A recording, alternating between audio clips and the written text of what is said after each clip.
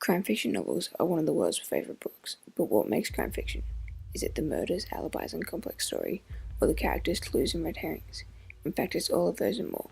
There are three main things you need to focus on when creating crime fiction novels: the plot structure, conventions, and a setting. These are your key points to creating great crime fiction. Number 1. Plot structure. Make sure your story has a good structure that flows well and is captivating the whole way through the story. Usually, crime fiction follows a linear structure, which means it goes from point A to Z. The first point in a crime fiction novel is the crime, then the discovery of the crime. The plot then leads into detectives detecting, finding the clues, and running into red herrings. Once a detective passes all of this, he solves the crime and the justice is laid out. With a structure this open, it allows you to let your book voice your modern ideas. Number 2.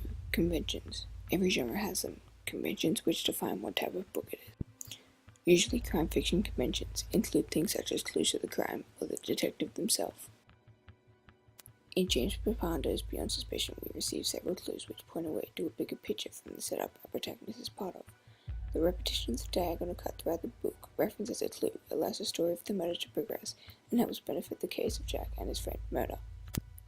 The effect of this quote is that it allows the audience to discover the importance of this clue and that it ends up becoming crucial towards the end of the case. Roald Dahl's Lambs to the Slaughter, however, uses a different approach in clues, but still contains the same effect. There is a scarcity of clues, as there were no fingerprints on the body, and the only thing related to the murder was the weapon which lay in the oven cooking.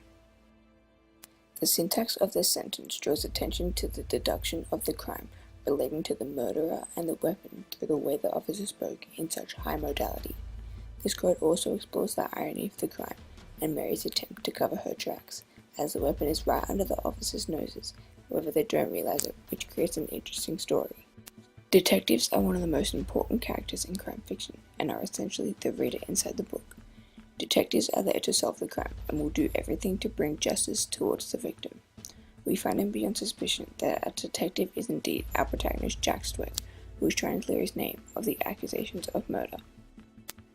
The use of simile provides an image of the demotivation that Jack has experienced as the detective. The effect of using the simile like a rock is contradictory to the detective character, as he's become less interested in solving the crime, and shows Jack's character develop from eager to demotivated to solve the crime and clear his name. In Dahl's short story, we don't follow the story of the detective, but still the story includes the convention of one. Whilst there is no detective classified, there are several policemen at the scene of the crime. One of them stands out to take the role of detective, being Jack Noonan. This quote recounts a crucial verb discovered, which shows that Jack was searching for clues at the scene of the crime, proving him to be the lead detective.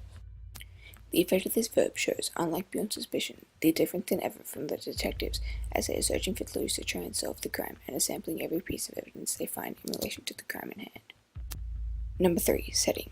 The most crucial setting in crime fiction is the scene of the crime.